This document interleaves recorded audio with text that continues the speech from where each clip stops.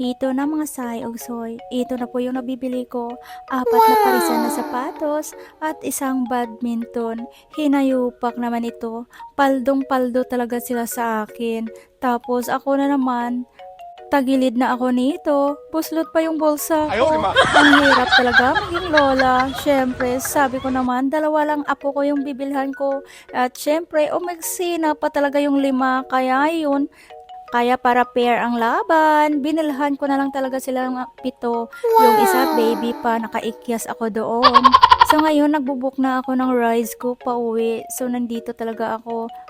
Ang hirap talaga mag-shopping dito sa Pinas. Napakamahal pala dito.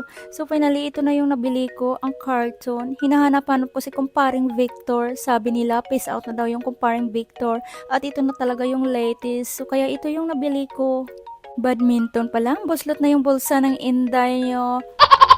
Ganito talaga pag marami kang apo kasi kapag hindi mo talaga sila mabigyan yung isa-isa, bawat uwi ko nakasalubong na talaga yan.